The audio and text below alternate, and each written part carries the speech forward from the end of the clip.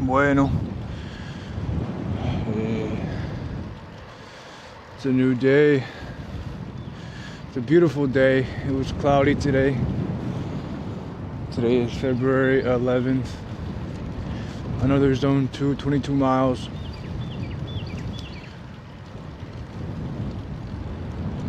It is 5:11 p.m. I'm about 14 minutes into my ride.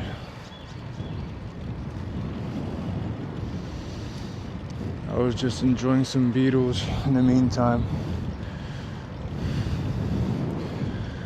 I was a big fan of them when I was 13, around there.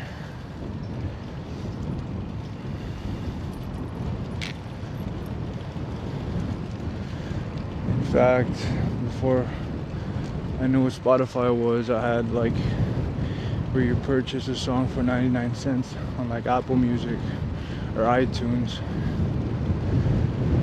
And I used to buy a lot of Beatles songs.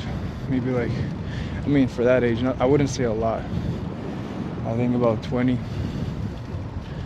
So $20 on Beatles catalog. And one of my favorite songs was I Am the Walrus. Insane production. The lyrics made no sense whatsoever. And I guess that had some appeal to it. Like, you're singing I am the Eggman, I am the Walrus, to a beautiful chord progression. Beautiful chords in a chord progression. Head knocking drums, like, or head bobbing drums. I think it's the cello or the violin also in the background, but. And I remember, I could have sworn I heard like Hare Krishna somewhere in that song. And you know, me going and reading the Bhagavad-Gita currently, it brought me back to that song. And so today I just started listening to it again. Telemetry penguins singing Hare Krishna. Yo, I don't know what John Lennon saw when he was high on acid, but man, he filled his purpose in this world. Regardless of whether or not you think his politics were correct or whatever, or if his music was good or bad, you can't deny that he left a big impact.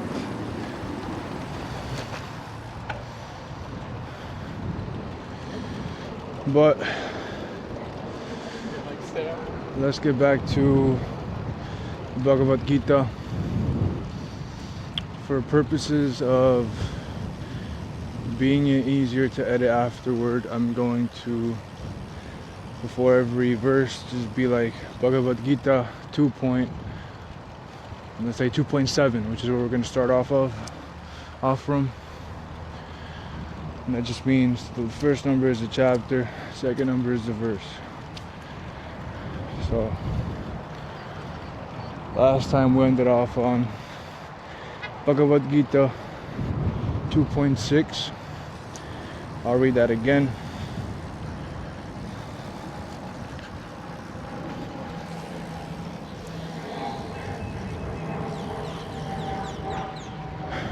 Oh, and I guess some context. So at this point, Arjuna is in his chariot, defeated. He does not want to fight against the Kauravas in this battle. He feels killing his own family just to conquer a kingdom and riches is not correct. It's immoral. It's sinful.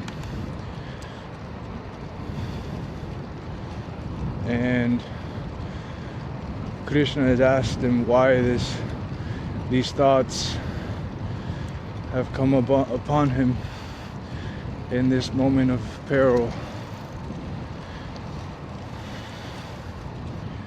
And Arjuna is just replying back, already in his chair. He's just replying back, essentially, like further explaining why.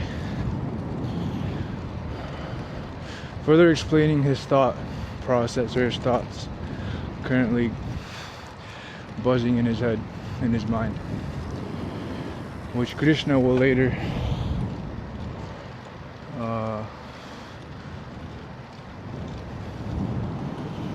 well, we'll get to it. So, Bhagavad-Gita 2.6. This is Arjuna speaking. We do not even know which result of this war is preferable for us, conquering them or being conquered by them. Even after killing them, we will not desire to live. Yet they have taken the side of the sons of Dhritarashtra and now stand before us on the battlefield.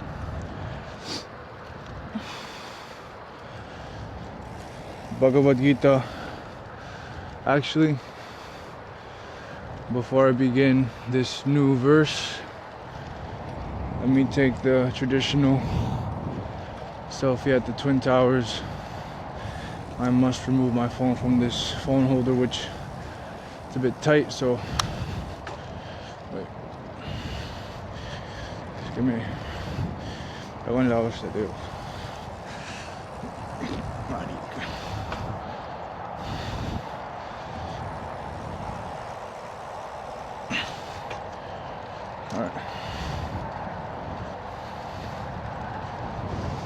Yeah, since it's 5:17, by the next time I get to the Twin Towers, it'll probably be too dark. But again, oh, there's someone behind me. One sec.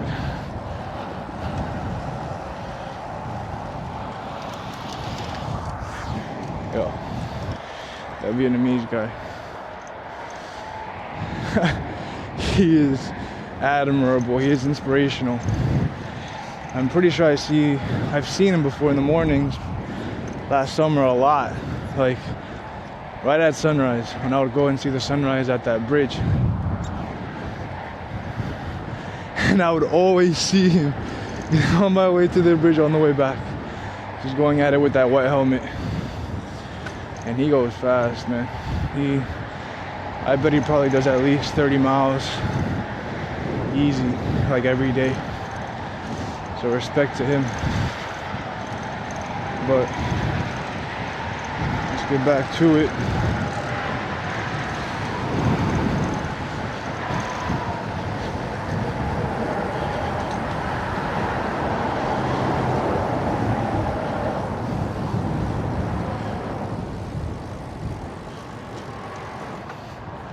So I'm just putting my phone back in this phone holder.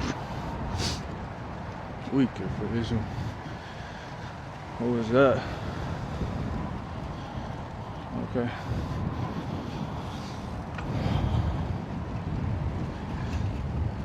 Let me see. So, this is Arjuna still speaking. Bhagavad-Gita 2.7.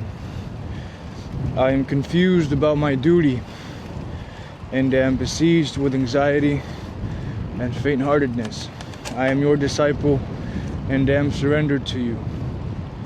Please instruct me for certain what is best for me. So in this verse, Arjuna finally surrenders to Shri Krishna. And it says here in the commentary that this is a great moment in the Bhagavad-Gita because Arjuna, again, finally surrenders and requests Krishna to be his guru, his teacher. And it continues explaining how in all of Vedic scriptures that it's best to receive this knowledge, religious knowledge, or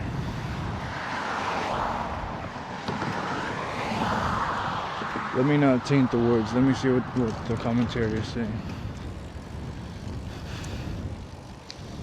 From a teacher. Wait.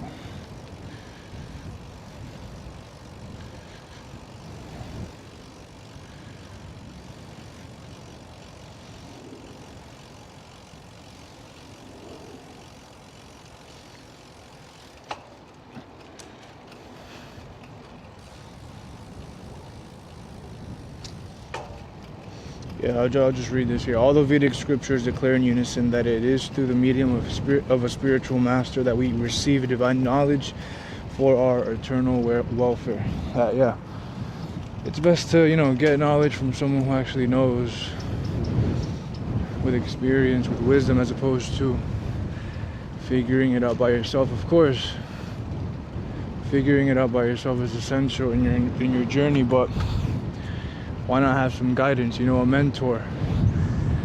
I think that's essentially what is being said here, that having a mentor, having a teacher,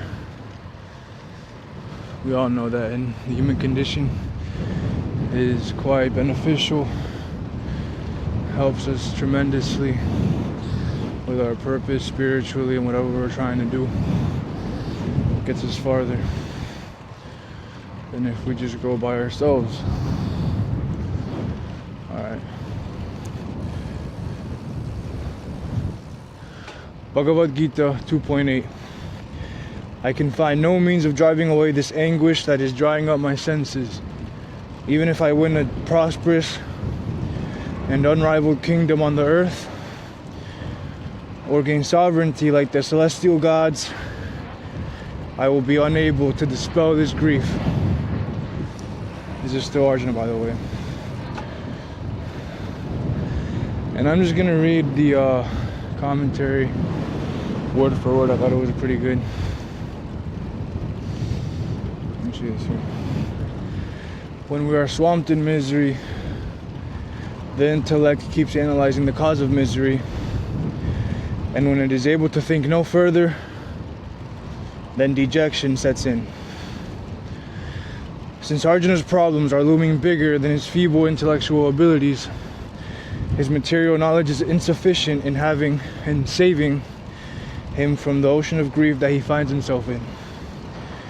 Having accepted Sri Krishna as his guru, Arjuna now pours out his heart to him to reveal his pitiable state. Arjuna's situation is not unique. This is invariably the situation we sometimes find ourselves in as we go through the journey of life. We want happiness, but we experience misery. We desire knowledge, but we are unable to lift the cloud of ignorance.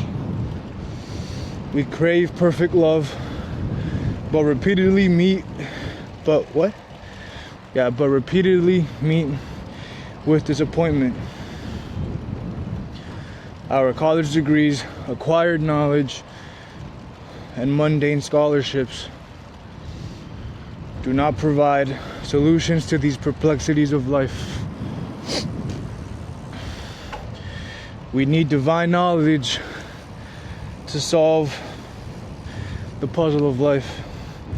That treasure chest of divine knowledge is opened when we find a true guru, one who is situated in transcendence,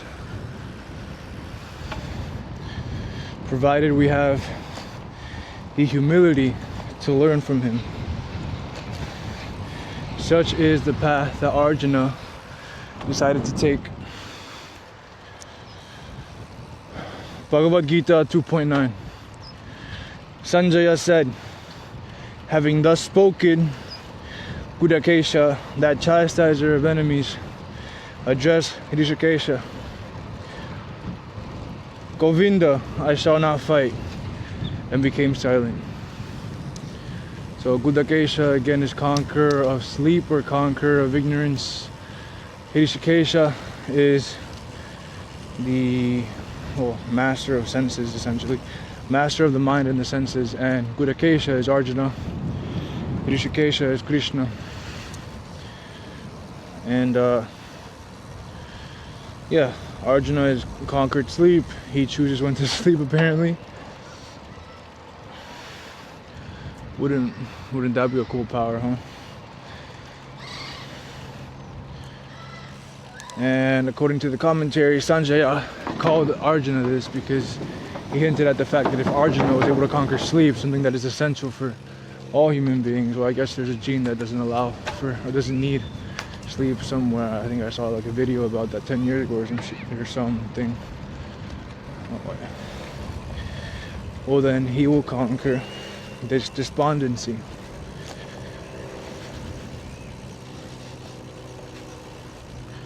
And Rishikesha, master of mind and senses, he will make sure that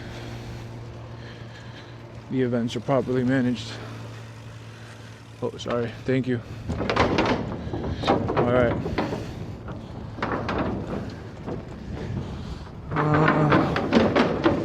There's some clouds today, but there are some days, man, where I'll be biking and it's just like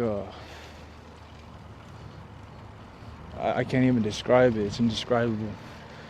Maybe if I had a broader range of knowledge or experience, but our understanding of the arts,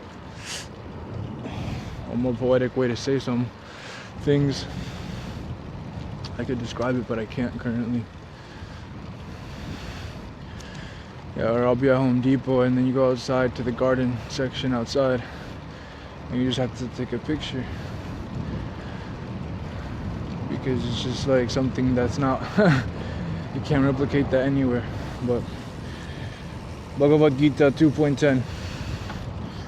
O Dhritarashtra, thereafter in the midst of both the armies, Shri Krishna smilingly spoke the following words to the grief-stricken Arjuna. And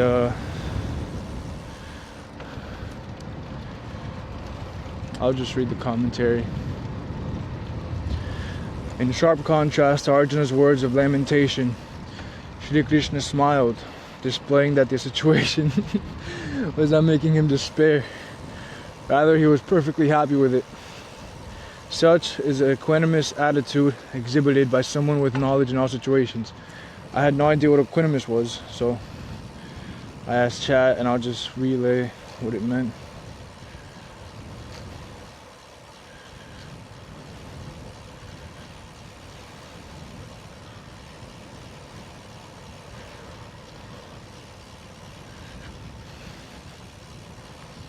Calm, balanced, and steady, especially in difficult or emotionally charged situations. Composed, even tempered, unperturbed. There you go. A little vocab lesson for the day. I don't mean, I hope I'm saying it right. Equanimous. Equanimous. Give me a sec.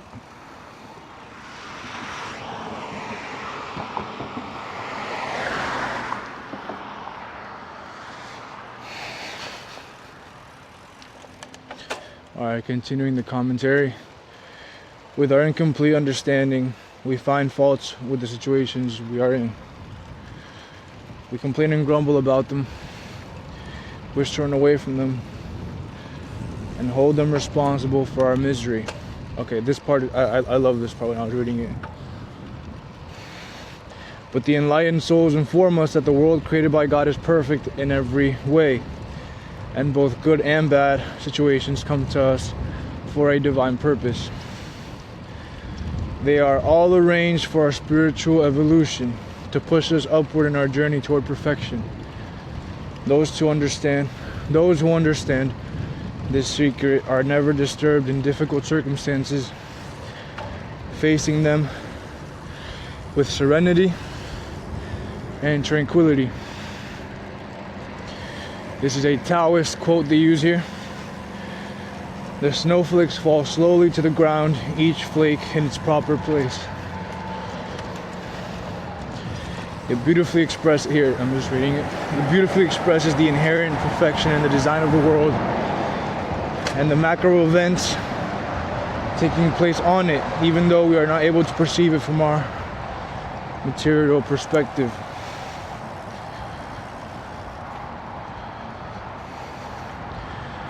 And continuing the commentary, the Chandogya Upanishad explains why earthquakes, hurricanes, cyclones, floods, and typhoons are created in the world of God, in the world by God, as a part of the grand scheme of things. It states that God deliberately creates difficult situations to prevent people from slowing down in their journey of spiritual progress. When people become complacent, a natural calamity comes along, forcing the souls to strain their abilities to cope with it. Yo, holy cow. That guy's going hard. Okay, let me repeat that. When people become complacent, a natural calamity comes along, forcing the souls to strain their abilities to cope with it, which ensures their progress. However, it must be noted that the progress being talked about here is not the external increase of material luxuries, but the internal unfoldment of the glorious divinity of the soul over a continuum of lifetime. So there's your explanation as to why we must suffer if God is all benevolent, omnibenevolent. And that is why we must suffer. That is why He has allowed for bad things to happen in this world. And it is your job to experience it and let it affect you. Everything external, and it's going to be explained later on, everything external, everything in my environment, everything that I cannot control, it's not that it's not real, it's a false interpretation.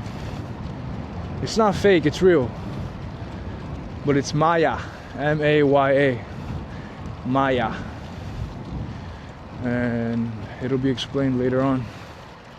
Hopefully by the end of this ride. I'm not sure if we'll get to it, but just a little foreshadowing. Maya, because there are three things that are eternal: God, the soul, which will be explained later on in the next verse, 2.11 I mean, where Krishna begins explaining how the soul is immortal, and it's God, the soul and Maya are all eternal forever. So let's go forward. 2.0 Bhagavad-Gita 2.11.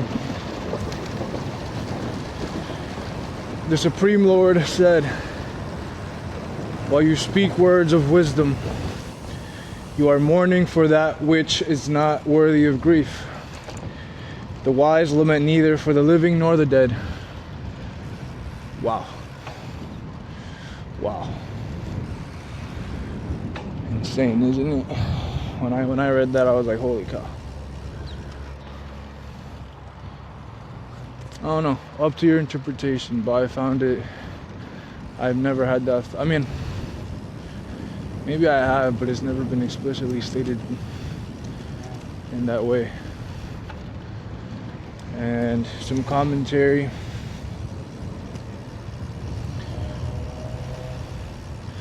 Starting with this verse, Shri Krishna initiates his discourse with a dramatic opening statement. Arjuna is lamenting for what he feels are very valid reasons. You know, it makes sense. It seems valid. His feelings and his thoughts seem valid to us. But rather than commiserating with him, Shri Krishna takes the wind out of his arguments. He says, Arjuna, though you may feel you are speaking words of wisdom, you are actually speaking and acting out of ignorance. No possible reason justifies lamentation. The pundits, in this case, it's not like the commentators on, or the experts on certain news outlets. The pundits, those who are wise, because pundits comes from the word pundit here, because I asked Chad, I'm like, isn't that like just a guy from Fox or something? And Chad is like, the word pundit comes from the Sanskrit pandita, meaning a wise or learned person, particularly one well versed in scriptures and philosophy. In traditional Hindu society, a pandita was respected not just for knowledge but for discernment and character.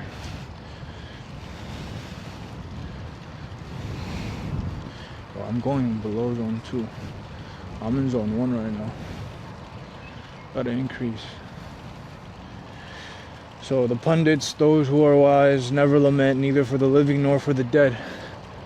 Hence the grief you visualize in killing your relatives is illusory, and it proves that you are not a pundit. One does not need to go far into the Gita to find a wise person above lamentation.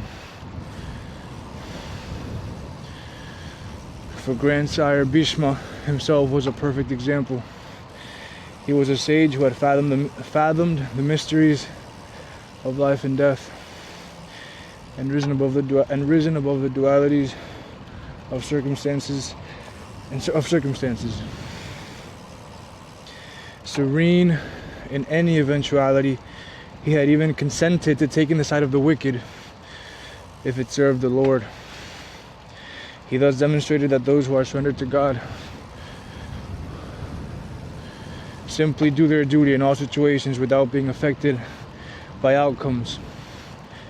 Such persons never lament, because they accept all circumstances as God's grace. And grandfather Bhishma, grandsire Bhishma, he's a general on the Kauravas side, on the wicked side, defending Dhritarashtra and his son Duryodhana. But he is doing this because he vowed to defend them regardless of who the ruler was. But he was righteous in every way. So just because he's on the wrong side doesn't mean that he is not righteous or that he is an immoral man. And Krishna knows this. That is why Krishna visited him on his deathbed. And Bhishma had a blessing in which he could decide when to die. He basically immortal. And only then on his deathbed of arrows, with Krishna beside him, did he decide to move on. The GOAT Bhishma, man. Alright. Bhagavad-Gita 2.12. Give me a second. Thank you. Never was there a time... Oh wait, let me just read. Bhagavad-Gita 2.12. Never was there a time when I did not exist. Nor you, nor all these kings, nor in the future shall any of us cease to be. This is Krishna speaking, by the way. Commentary. Alright, this commentary was a bit, I thought it was a bit, like Socrates is just a weird guy. It's not, but he's very smart. But I'll just read it. So on the gate of the temple of Apollo at Delphi are inscribed the words, Gnoti Suton, or Know Thyself. Even Socrates, the wise old man of Athens, was fond of encouraging people to inquire into the nature of the self. A local legend goes like this.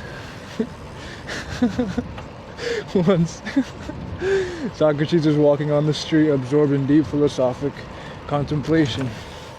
That man... Oh wait. When he accidentally bumped into someone, that man blurted in annoyance, "Can't you see where you walk? Who are you?" Socrates answered with amusement, "My dear fellow, I have been pondering over that question for the last 40 years. If you ever come to know who I am, please let me know." I'm sorry. Socrates is funny as fuck, man. And so, in the Vedic tradition, whenever divine knowledge is imparted, it usually begins with the knowledge of the self.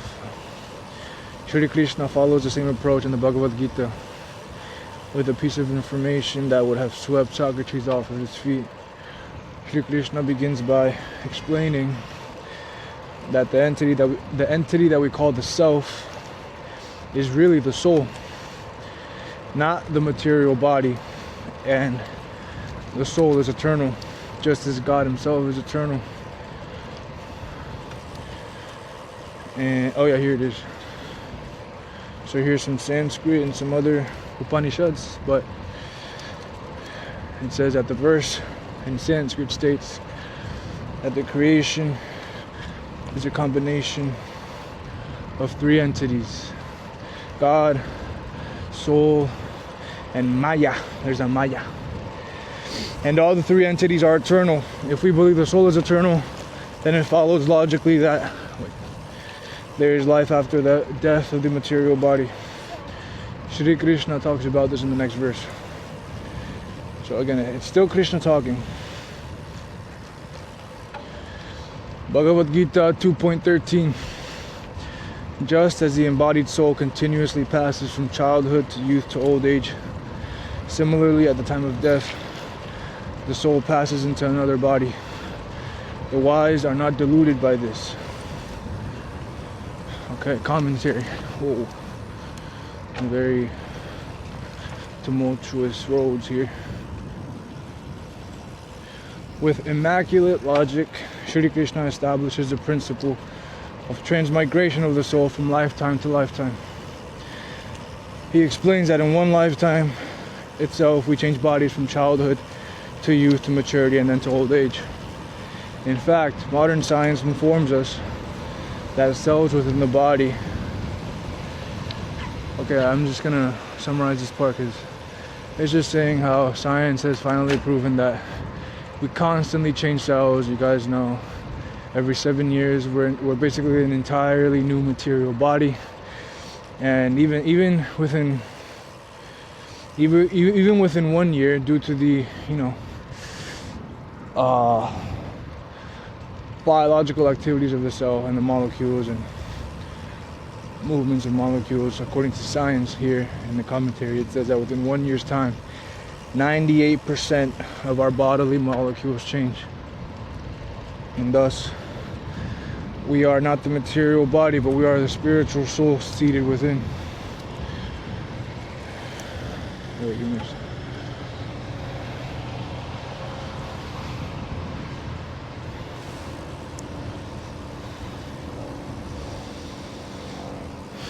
And so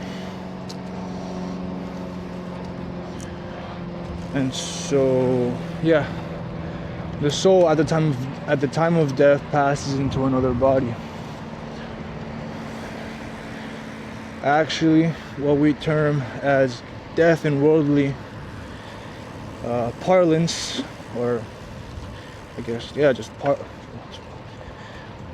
what we call the action or the act of dying, what is death, is merely the soul discarding its old dysfunctional body, and what we call birth is the soul taking on a new body elsewhere. This is the principle of reincarnation.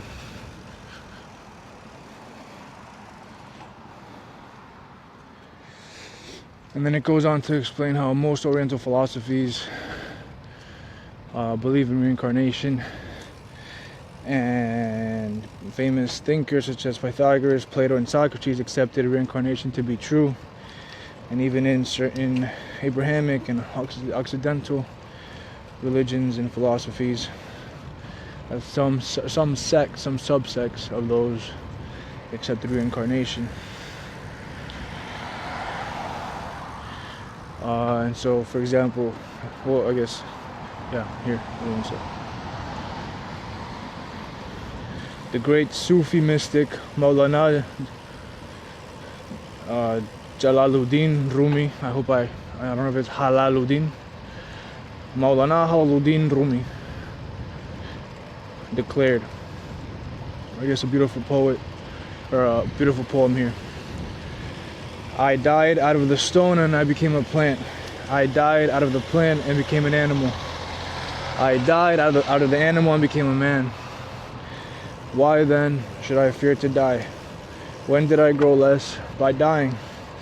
I shall die out of man and shall become an angel. Damn. Bars. Okay, and so it says here, in fact, that many of the early Christians did believe in reincarnation. In the Council of Nicaea,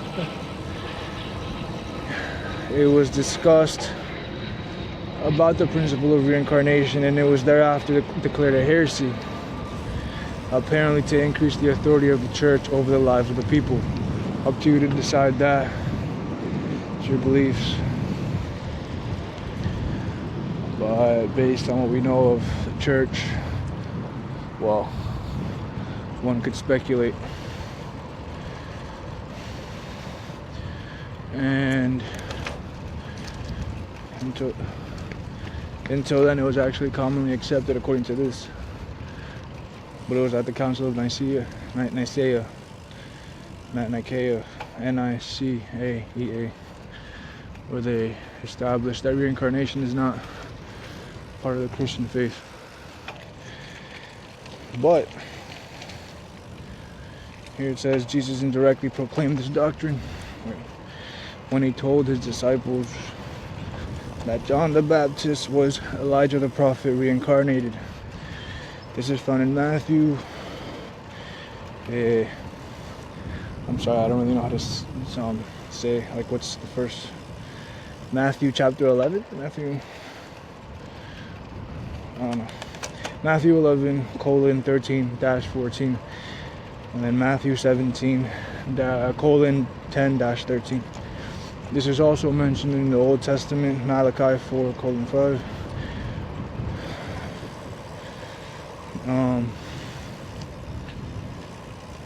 Every man receives a body for himself according to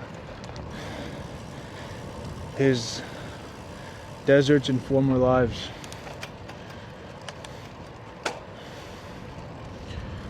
Alright. And it keeps on talking about reincarnation, how it's believed in in many societies around the world. It talks about Siberia, West Africa, North America, and Australia. And here, this is a good paragraph, I'll just read it word for word. Without accepting the concept of rebirth, it is difficult to make sense out of the suffering. And it really is, out of the suffering, chaos, and incompleteness of the world. And hence, many famous Western thinkers believed in this principle.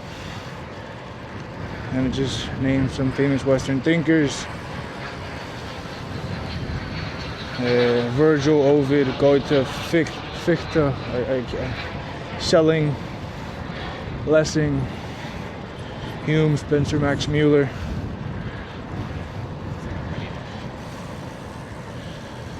Yeah.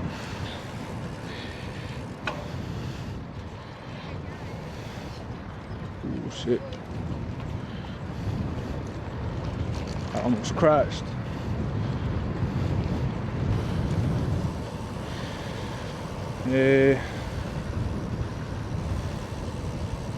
Okay, so Sri Krishna has previously declared that the wise do not lament. But the fact remains that we do experience happiness and distress. What is the reason for it? Now he now explains this concept. Alright. Bhagavad-Gita 2.14. O son of Kunti, the contact between the senses and the sense objects gives rise to fleeting perceptions of happiness and distress. These are non-permanent and come and go like the winter and summer seasons. O descendant of Bharata, one must learn to tolerate them without being disturbed. Commentary. The human body has 5 senses, sight, smell, touch, taste, and hearing. And these, in contact with their objects of perception,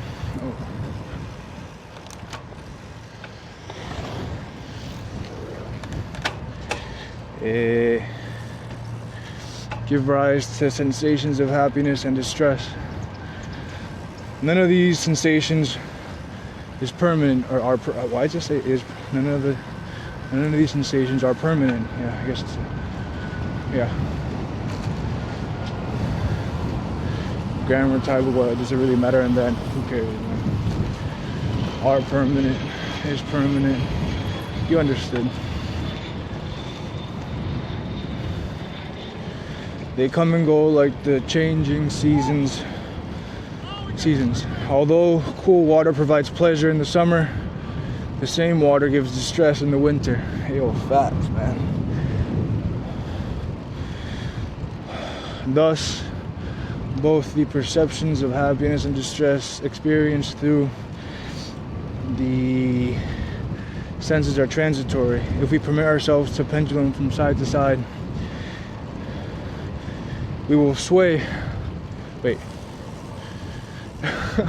If we permit ourselves to be affected by them, we will sway like a pendulum from side to side.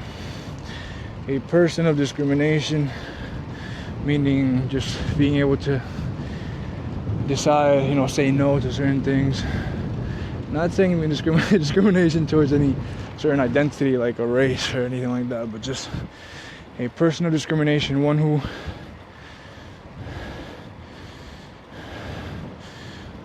look it up. Just use context clues. Personal discrimination, someone who can decide for themselves what to say no to, what to not be affected by. That's how I see it. Should practice to tolerate both the feelings of happiness and distress without being disturbed by them.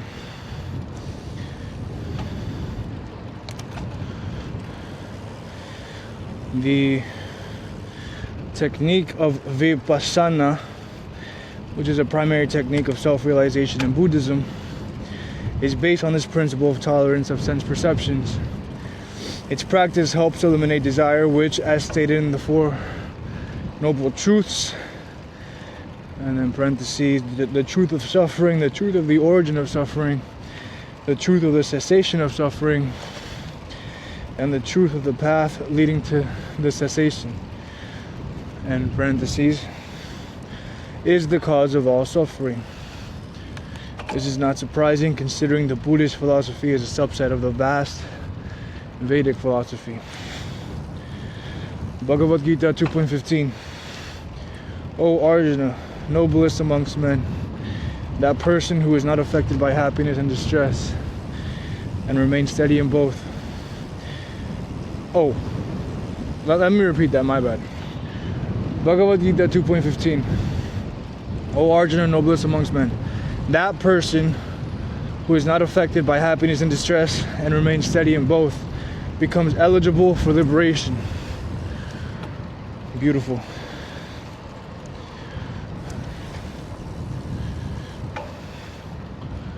And so Krishna explained previously how the sensations of happiness and distress are temporary, and he's encouraging Arjuna to rise above these dualities through discrimination. And in order to develop this discrimination, we first need to understand the answers to two important questions. Why do we aspire for happiness? And why doesn't material happiness satisfy us? And so it says here, I'm just reading word for word on the commentary, probably. Oh my god, 114. Oh, I'm really lacking, but whatever. It makes me read easier. Let it be. The answer to the first question is very simple. God is an ocean of infinite bliss, and we souls are his tiny parts. This basically means that we are tiny fragments of an infinite ocean of bliss. Similarly, being infinitesimal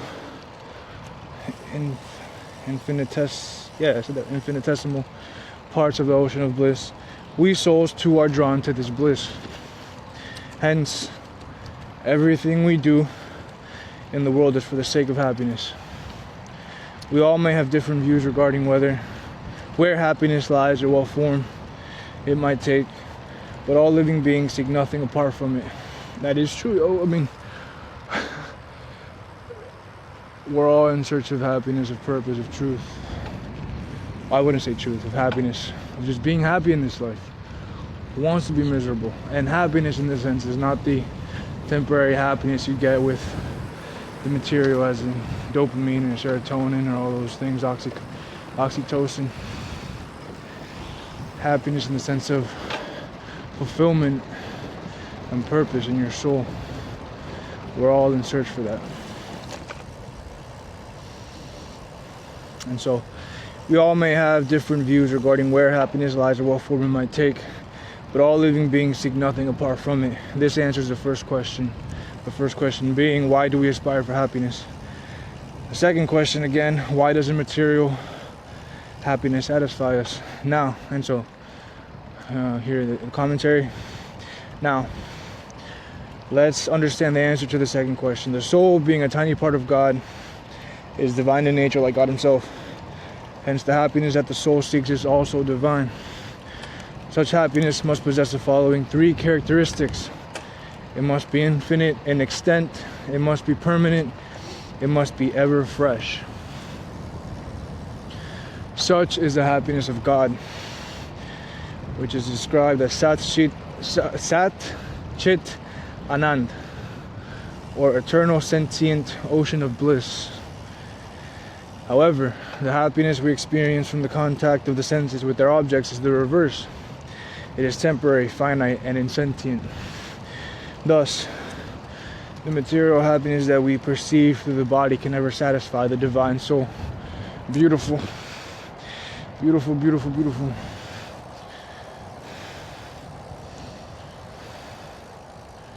I'm just saving this verse.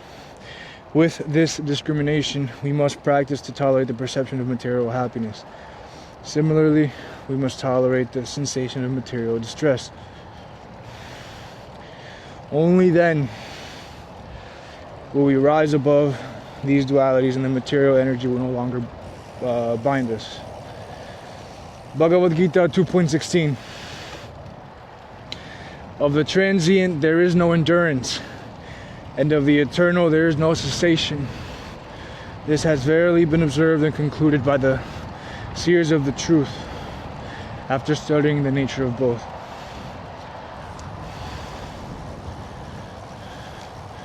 And so here it explains the three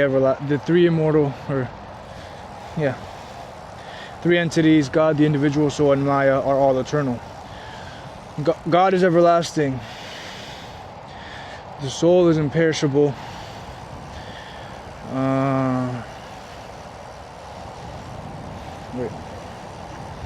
But the body is temporary. It will cease to exist one day.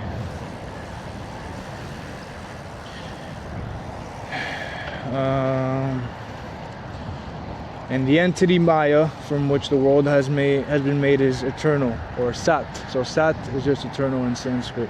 However, all material objects we see around us came into existence, and will be destroyed with time. Thus, they can all be termed as Asat, or temporary.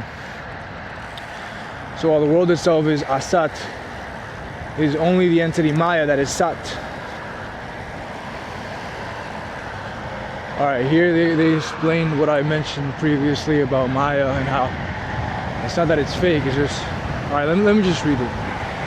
When we say that the world is Asat, this should not be confused with Mithya. Asat, or temporary, does not mean Mithya, or non-existent. Some philosophers claim that the world is Mithya, or non-existent. They assert that it is only the ignorance within us that is making us perceive the world, and once we are situated in Brahma Jnana, or knowledge of the Supreme, the world will cease to exist. However, if this were true, then the world should no longer have remained the God realized before the God realized saints. Alright, I don't think this is the... yeah, I don't think this is what I...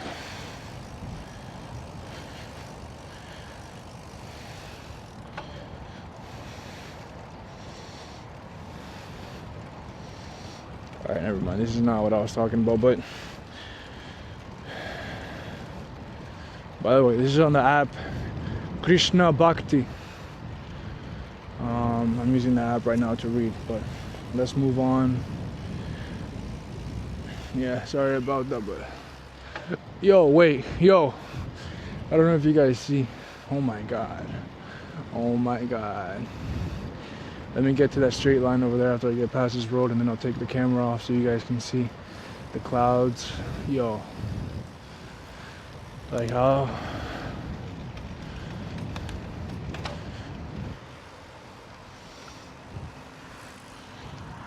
Uy. Oh no.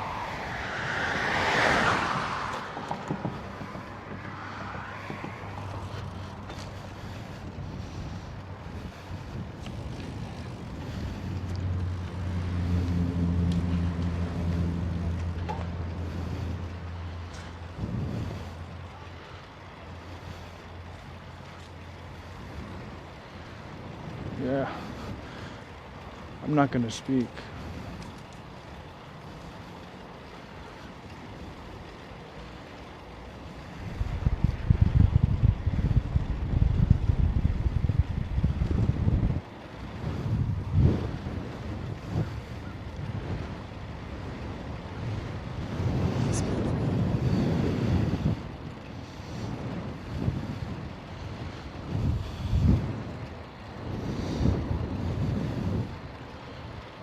plane up there.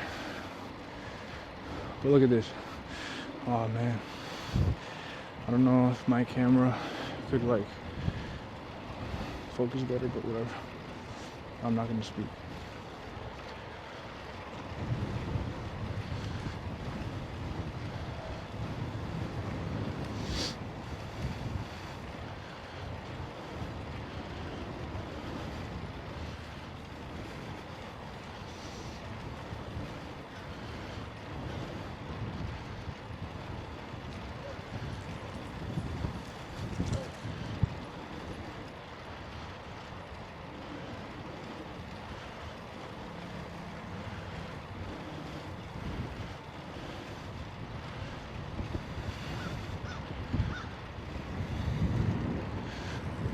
Wait one sec.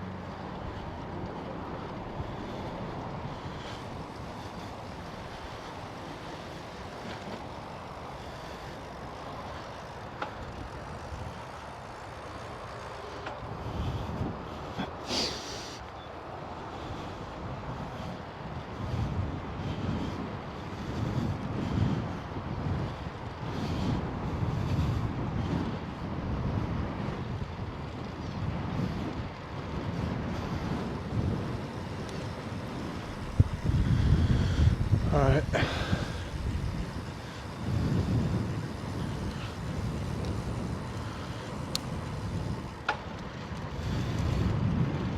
Damn, 149. That beauty got me excited. I'm joking.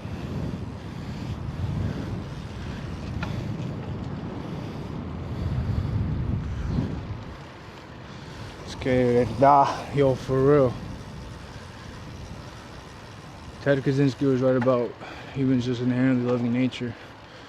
It's God's creation, the universe's creation, whatever you believe in. Again, I'm still atheist, but I'm not gonna say the universe. I mean, I'm just gonna say God, whatever. God's creation, man. I don't know if you guys see those clouds. Holy cow, look at that gradient. Look at people playing outside, man. It's beautiful. In this beautiful weather. Fishing, people fishing. It's beautiful.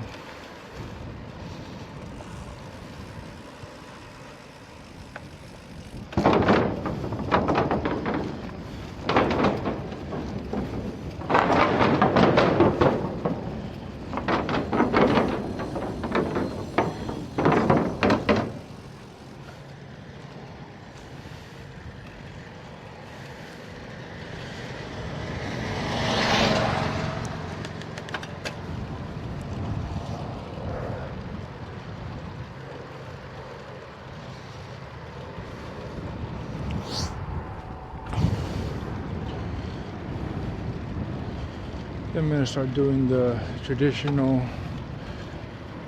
like selfie cam in this area in my beloved sport, the beautiful game of soccer in the fields.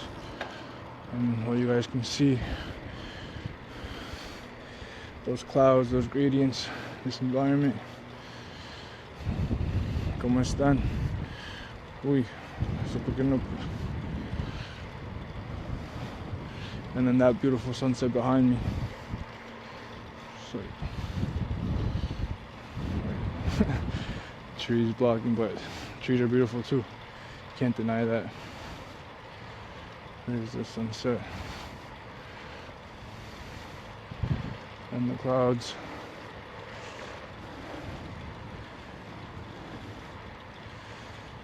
I don't think that humans can ever create this in reality. I hope they don't. I hope we don't.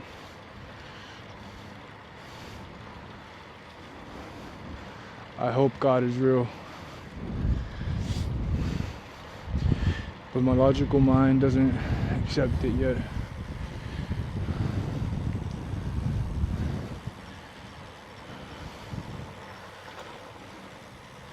Look at these beautiful trees with their little beards. Their signs of age. And again, oh, smells like ganja. Me gusta. Beautiful clouds. What does that look like? Like a bird?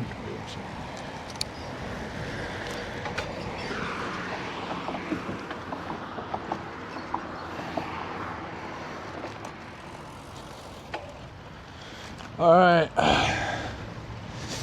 Beautiful moment, beautiful sunset. Belief in God increased a bit. Wait, my cousin, give me a sec. Before I go back to reading the Bhagavad-Gita.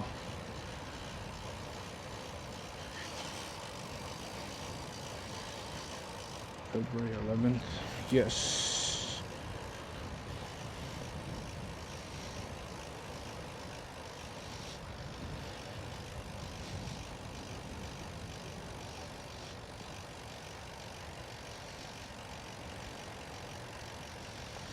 Oh wait, let me call my uncle real quick. Sorry about this tangent, guys. Just give me 1 sec.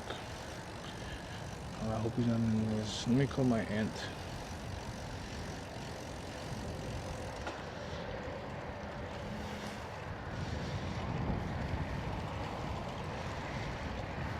Hola Marcela. Bien, acá en bicicleta, pero parece que alguien quiere coger el cuarto ese donde pusimos ese donde mi tío lo arregló, al lado del baño ese. Y pues no miré si había la llave, si está la llave ahí en la puerta principal. No sé si ustedes la tienen o está ahí adentro, no sé.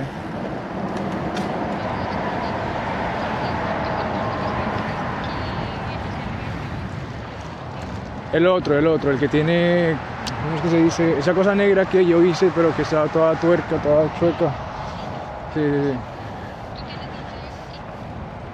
Pues deberían estar ahí en la puerta principal, en el llavero. Pero porfa, mira, a ver, porfa.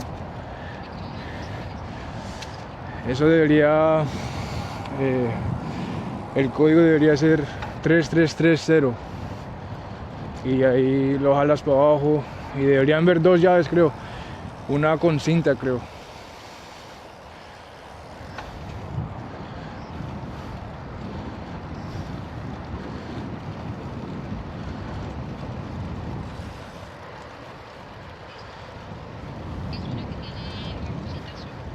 Sí, debería ser, aunque esa es la que debería estar en mi llavero, pero no importa. Ojalá la huésped no la bote, pero sí, porfa, mira si funciona ahí, porfa.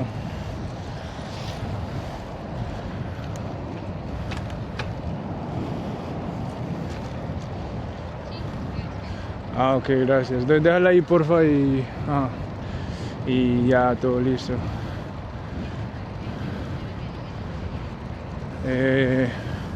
No sé, lo acabaron de pedir y ya vamos a aceptar.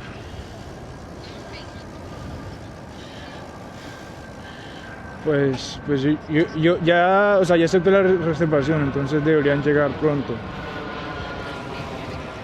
Sí, pero dice que 2. ¿Y cómo les fue en la cita? ¿Todo bien?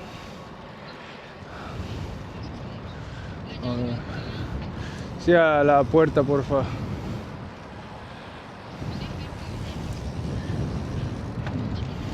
Bien, ok. Bueno, hasta luego, muchas gracias. Chao.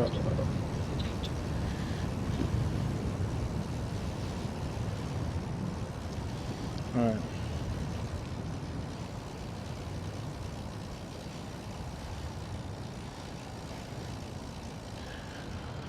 Bhagavad-Gita 2.17. That which pervades the entire body, know it to be indestructible.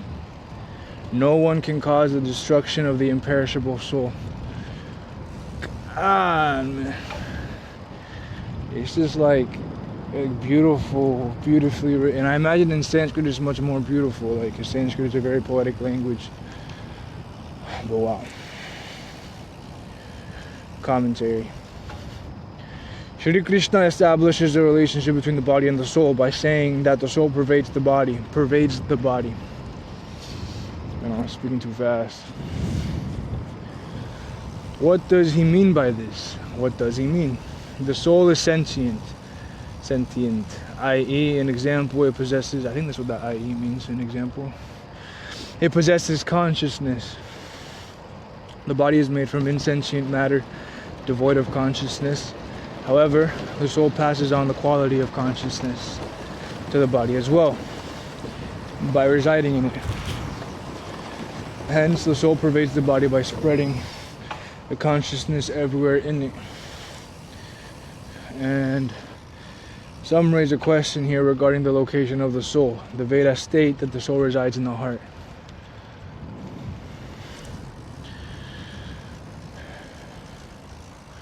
And so you might question, if the soul resides in the heart, how is it spread throughout the body?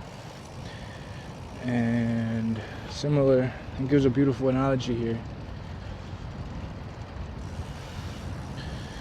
That similar, or here, I'll just read it.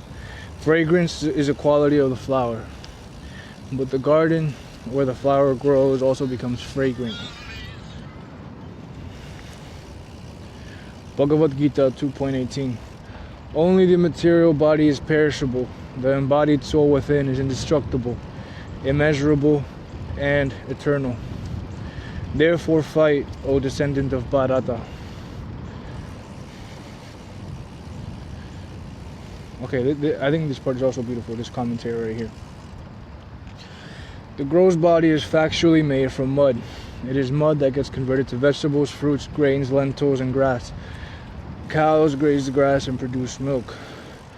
We humans consume these edibles and they transform into our body. So it is not an exaggeration to say that the body is created from mud. And at that time of death, when the soul departs, the body can have one of the three ends. Krimi, vid, or pasma. Either it is burnt, in which case it is converted to ashes and becomes mud, or it is buried, in which case insects eat it and transform it into mud. Else it is thrown into the river, in which case the sea creatures make it their fodder and excrete it as waste, which ultimately merges with the mud of the seabed. In this manner, mud undergoes an amazing cycle into the world and gets transformed into edibles. Bodies are made from these edibles, and the bodies return back into the mud of the earth. And another Bible verse here. The Bible states, "For dust thou art, and unto dust thou shalt return." This phrase refers to the material body. Shri Krishna tells Arjuna, within that material body is an eternal, imperishable entity, which is not made of mud. That is a divine soul, the real self. Bhagavad-Gita 2.19.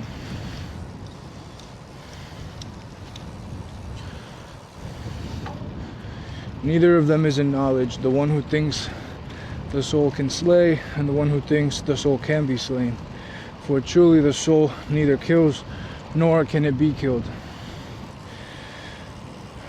Commentary.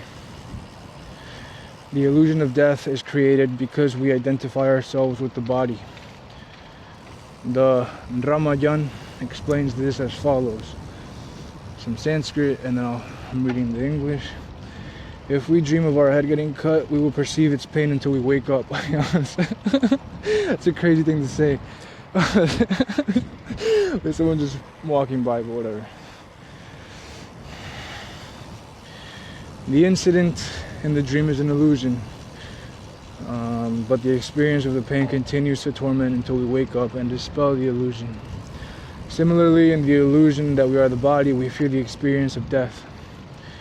For the enlightened soul whose illusion has been dispelled, this fear of death vanishes. One may ask that if nobody can kill anyone, then why is murder a punishable offense? The answer is that the body is the vehicle of the soul, and destroying any living being's vehicle is violence, which is forbidden. The Vedas clearly instruct, do not commit violence toward anyone. In fact, the Vedas even consider killing of animals as a crime. However, there are occasions where the rules change and even violence becomes necessary. Let me get past these guys.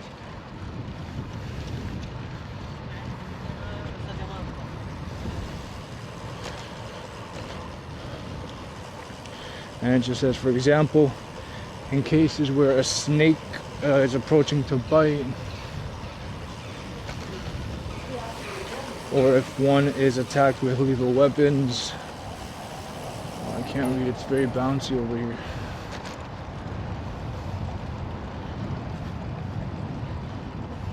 Let me get past.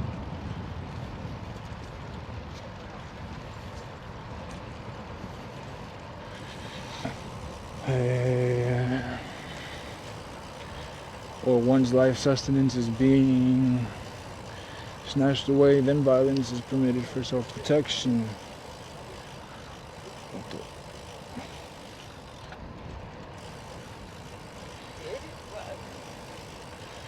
In the present situation, what is appropriate for Arjuna? Violence or non-violence, and why?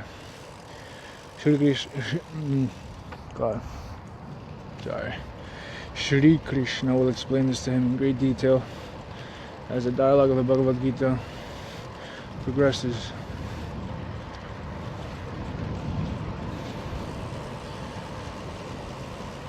And in the course of the explanation, priceless divine knowledge will be revealed to shed light on the subject. Bhagavad-Gita 2.20.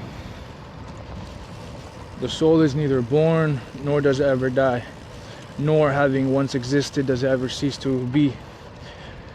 The soul is without birth, eternal, immortal, and ageless. It is not destroyed when the body is destroyed.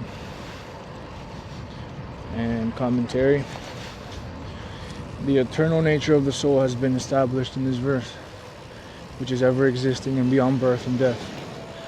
Consequently, it is devoid of the six types of transformations: Asti, Jayate, Vardate, Viparinamate, Apakshiyate, and Vinashyati. Quote, existence in the womb, birth, growth, procreation, diminution, I hope I said that right, and death. These are the, end quote, these are the transformations of the body, not of the self. What we call as death is merely the destruction of the body, but the immortal self remains unaffected by all bodily changes.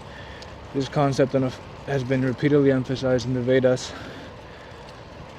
And then there's another mantra that is similar to the verse that we just said, and it goes, the English translation goes, The soul is glorious, unborn, deathless, free from old age, immortal, and fearless.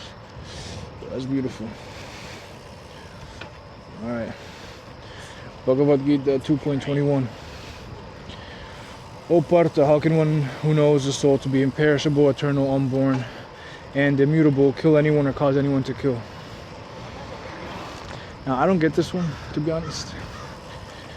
Here, I'm gonna read the commentary real quick. A spiritually elevated soul quells the ego that makes us feel that we are the doers of our actions. In that state, one can see that the soul that the soul seated within actually does nothing. In that state, one can see that the soul seated within actually does nothing. Such an elevated soul, though doing all kinds of actions, is never tainted by them. Shri Krishna is advising Arjuna that he must elevate himself to that enlightened level, seeing himself as the non-doer, free from egotism, and perform his duty rather than shirk from it. I'm going to stop it there. I think I have to analyze that one a little bit more, asking chat some questions, clarifying questions. But yeah, we got through Bhagavad-Gita 2.7 and 2.21. We'll restart the next one with 2.21 again, and we'll just clear up some clarifying questions that I have, that perhaps you might have, you know. So in the meantime, I'll just listen to the Beatles again. Oh, by the way, I'm a big music fan. Like I'm talking about, like, I think I got, I don't know, my rap was probably a screenshot somewhere, but the point is, I listened to music before, like last year, and even in 5 years before, like the entirety of the half a decade from 2019 until 2025. Probably listened to music, I'd say average 8 hours a day. Some people might not say that's a lot, others might say yes, I don't know. But actually, no, not 8 hours. Actually, yeah, I'll be in the gym. I'll be while I'm working, while I'm studying.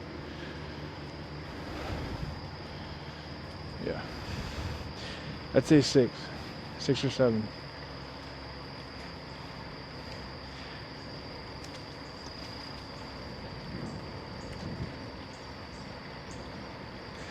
But the point is,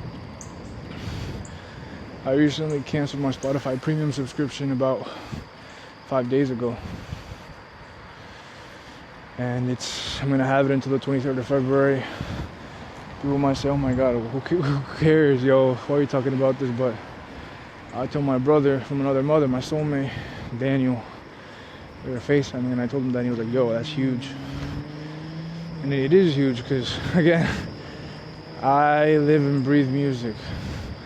I once asked my uncle, whom I hold in high regard, he's basically the best father figure I know, if he could live without music. He was like, yeah, I don't need music. And for me, it was unfathomable. I couldn't understand that. How do you not live? How can you live without music, you know? I couldn't understand it. But I guess as you get older, you just give me a sec. Ooh, no.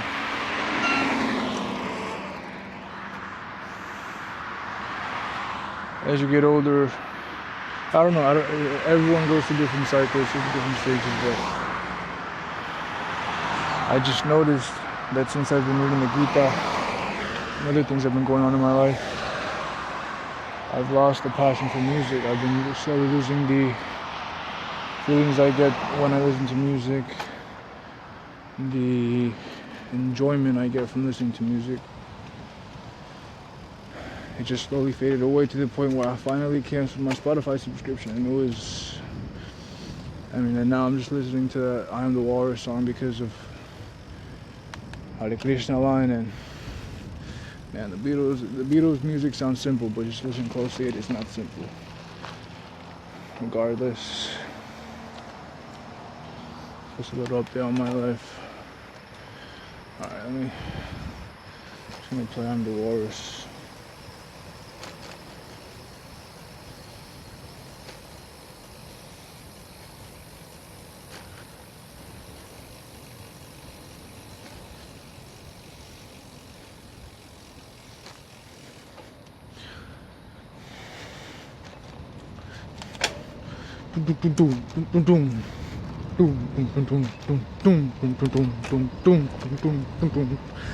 I am he as you are, he is you are me, and we are all together. See how they run like pigs from a gun, see how they fly. I'm crying, sitting on a cornflake. I love the lyrics, it make no sense. Waiting for the van to come. Corporation t-shirt, stupid bloody Tuesday, man. You've been a naughty boy, you let your face go long. Oh, hey. Policeman sitting, pretty little policeman in a row. See how they fly like Lucy in the sky, see how they run. I'm crying, I'm crying.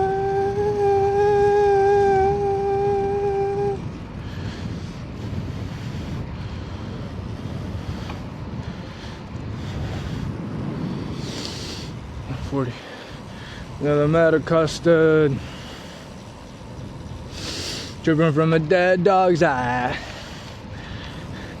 Crap like a fishwife, pornographic priestess. Boy, you've been a naughty girl, you let your knickers down. I am the Eggman. Oh.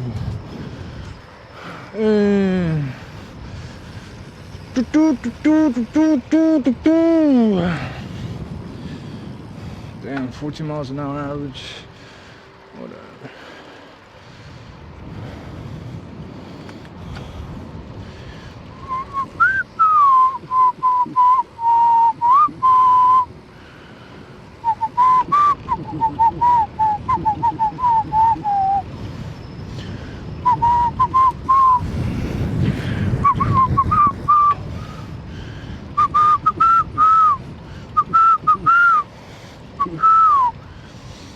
Expat, choking smokers, don't you think the Joker laughs at you? See how they smile like pigs in the sty, see how they snide. I'm crying. Semolina Pilchard, climbing up the Eiffel Tower. Elementary penguin singing Hare Krishna. Hey, hey, hey.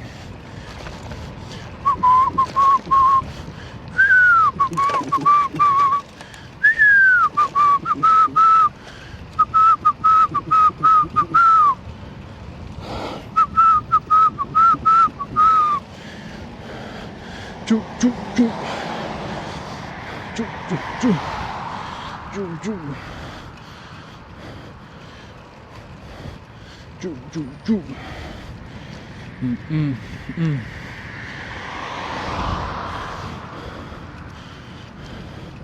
And my heart rate probably like 141.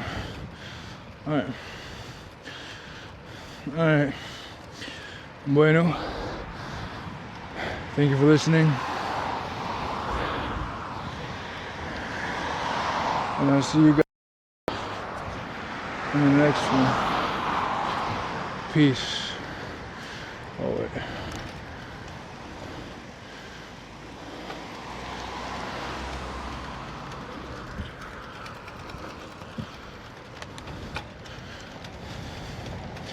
See you guys in the next one.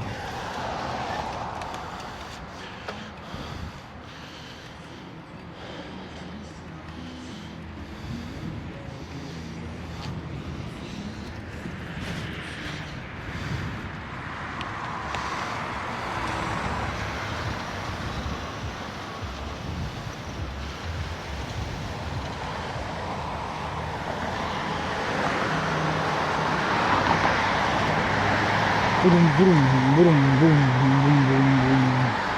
Strawberry field 150.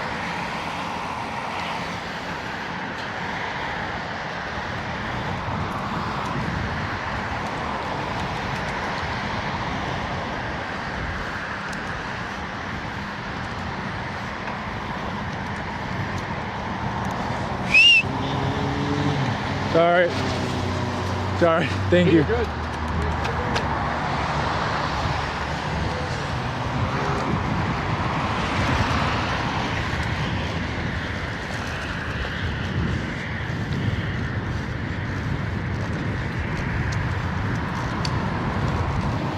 Cause I'm going to strawberry field. Nothing is real and nothing to get hung about. Strawberry fields forever.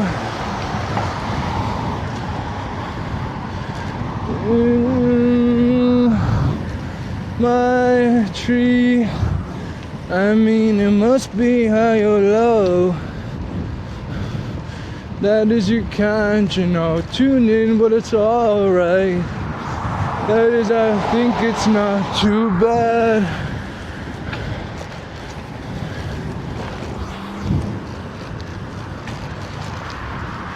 Strawberry fields is real.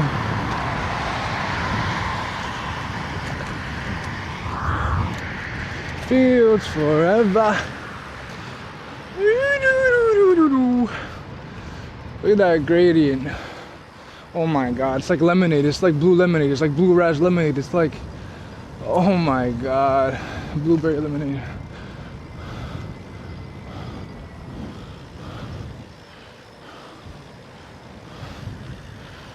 I'm just gonna go around.